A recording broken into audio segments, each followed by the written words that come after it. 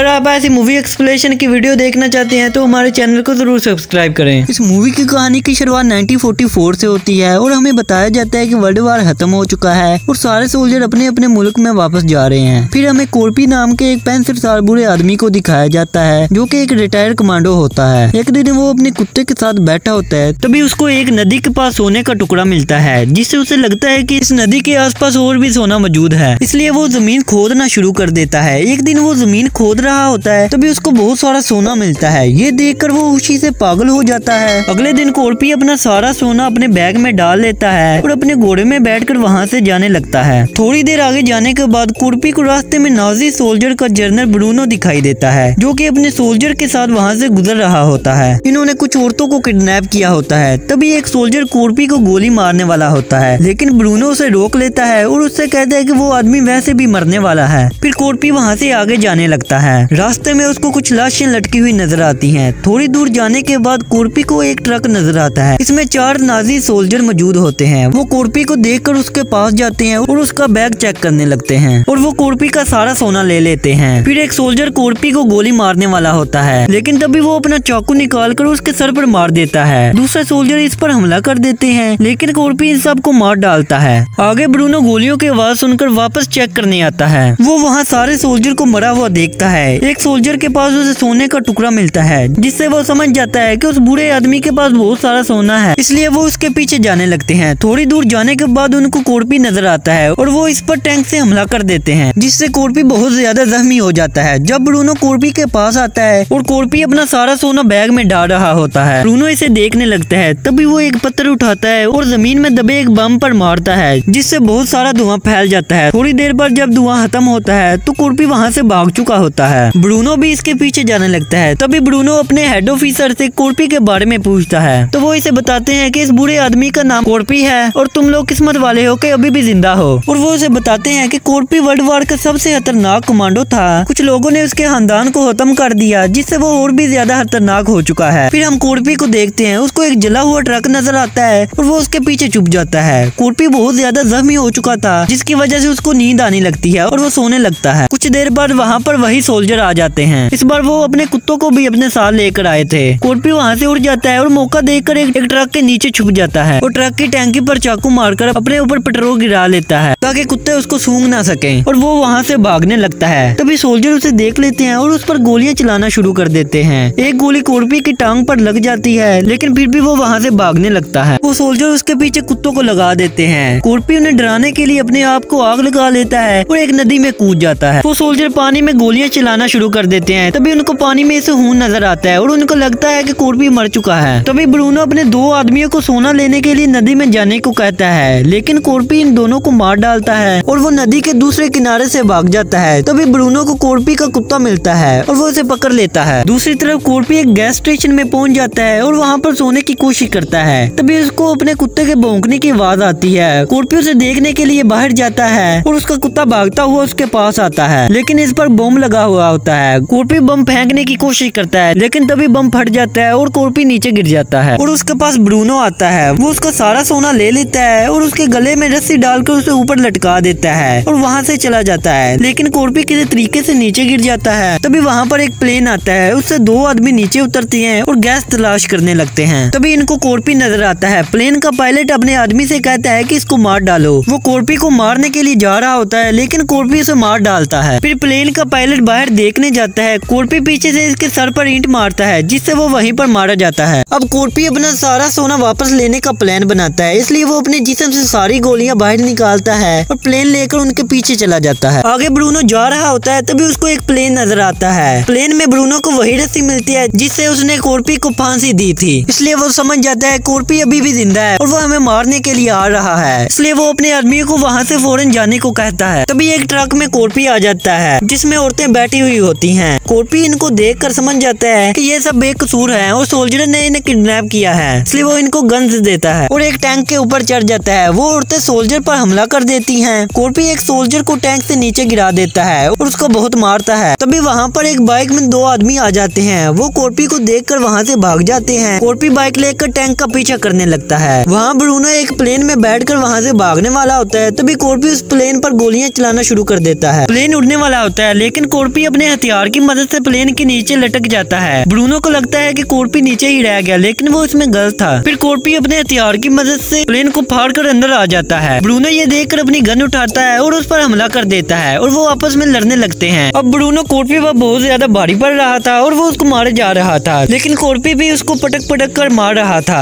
Korpi किसी भी तरीके से ब्रूनो के हाथ में एक मिसाइल की एक रस्सी बांध देता है और मिसाइल को नीचे गिरा देता है, जिससे ब्रूनो भी नीचे गिर जाता है। नीचे गिरते ही मिसाइल फट जाती है और उसके चीथड़े उड़ जाते हैं। फिर कॉर्पी प्लेन के पायलट को देखता है जो कि मर चुका था। उसको प्लेन उड़ाना नहीं आता था, इसलिए वो अपने आप को बांध देता है। प्लेन नीचे क्रैश होता है और उसके टुकड़े टुकड़े हो जाते हैं। दूसरी तरफ वो सारी लड़कियां नॉर्वे तक पहुंच जाती हैं। वो अपने टैंक के आगे उस आदमी को भी बांध लाते हैं जिसे कॉर्पी ने बहुत ज्यादा मारा था। फिर हमें कॉर्पी को दिखाया जाता है जो कि एक दलदल से बाहर निकल रहा होता है। वो इतने बड़े प्लेन क्रैश के बावजूद भी जिंदा बच गया था। इससे हमें पता चलता है कि इस आदमी को कोई भी चीज नहीं मार सकती। फिर वो अपना सारा सोना लेकर एक दुकान पर जाता है। वहाँ पर सारे लोग उसको बहुत ही हैरानी से देखने लगते हैं। कॉर्पी उनसे पैसे मांगता है और यहीं पर मूवी खत्म हो जाती है।